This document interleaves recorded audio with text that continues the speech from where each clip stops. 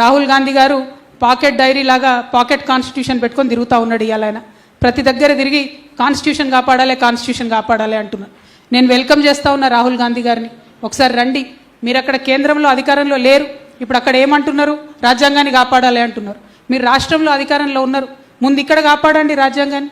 ఇక్కడ కాంగ్రెస్ పార్టీ ప్రభుత్వమే ఉంది కదా, ఇక్కడ రాజ్యాంగాన్ని కాపాడండి. నిన్నగాక మొన్న నేను ఆసిఫాబాద్ పోయి వచ్చిన, పెద్ద ఎత్తున అక్కడ మత కల్లోలాలు జరిగినాయి. వందల సంఖ్యలో మైనారిటీ ప్రజలది, హిందువులది అందరి కూడా ఇండ్లు వ్యాపారాలు కాలబెట్టబడ్డాయి. వాటి గురించి ఇంతవరకు ఒక్కరు కూడా మాట్లాడలే. 2 నెలలు ఇంటర్నెట్ లేదు, 2 నెలలు ఫోన్ కనెక్షన్ లేదు, భయంకరమైన పరిస్థితి ఉండే అక్కడ. కానీ మీడియా కవరేజ్ కూడా ఇవ్వలేదు. మరి అటువంటి పరిస్థితి ఉంటే దాన్ని రాజ్యాంగ హననం అనకపోతే ఇంకేమంటారు? అటువంటివి చూడకుండా, అటువంటివి ప్రభుత్వం మాట్లాడకుండా ఒకసారి ముఖ్యమంత్రి గారు పోలేదు, డిప్యూటీ సీఎం గారు పోలేదు, ఎవరు కూడా పోకుండా రాజ్యాంగ విలువల్ని తుంగలో దొక్కుతున్నటువంటి పరిస్థితి.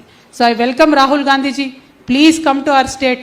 Don't forget to bring your pocket constitution because your chief minister has not visited those houses and businesses which were burnt down.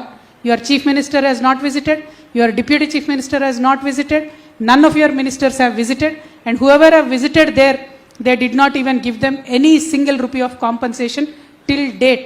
అంటే జీవనోపాధి కోల్పోయి అనేక మంది ప్రజలు బాధపడుతున్నటువంటి సందర్భంలో కూడా మరి పోకపోవడం అన్నది చాలా